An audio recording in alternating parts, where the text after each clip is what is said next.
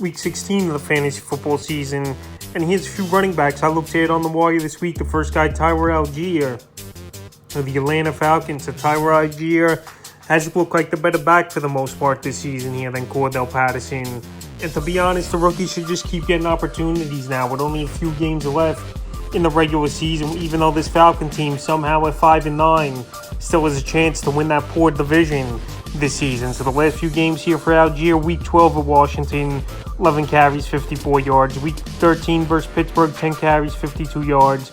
And week 15 at New Orleans, he got more of an expanded role, 17 carries, 139 yards, a touchdown, a catch, -3 yards, and a 2-point conversion. So obviously we know Cordell Patterson scored a touchdown in this one and played, obviously. But Tyler Algier, like I said, he's a rookie.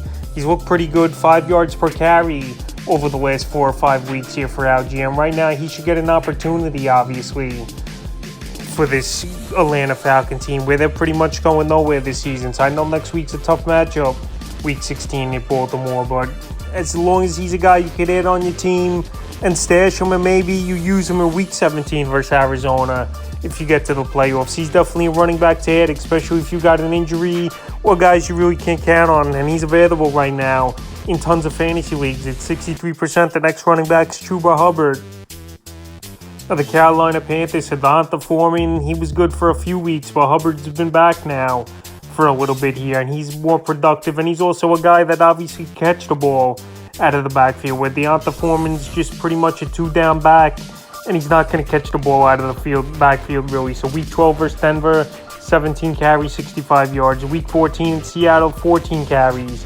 74 yards, a touchdown, 3 catches, 25 yards. And week 15 versus the Steelers, only 4 carries, 10 yards, but 3 catches, 57 yards. So right now available in a decent amount of fantasy leagues here at 61% of leagues here. So it looks like he's the running back in the backfield over there right now in Carolina that fantasy owners want to own. And he's a guy to go get on the wire this week. The next running back I look to get on the wire this week is Joshua Kelly of the Los Angeles Chargers. So I know you're saying Austin Eckler's the number 1 running back, but Eckler got banged up in that ball game in week 15. Even though I know he came back and played the rest of it, Kelly still got a decent workload in week 15 versus Tennessee. 10 carries, 24 yards, goal line touchdown, a catch, 7 yards. And Kelly, we saw last season a little bit with him, where if he gets a decent amount of touches, he could play a decent role. But in terms of a handcuff and a backup running back to get on your roster, I think Kelly's a decent add this week here.